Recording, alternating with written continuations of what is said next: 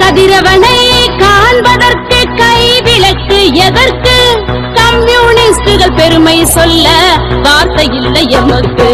கதிரவனை காண்பதற்கு கைவிளக்கு எதற்கு?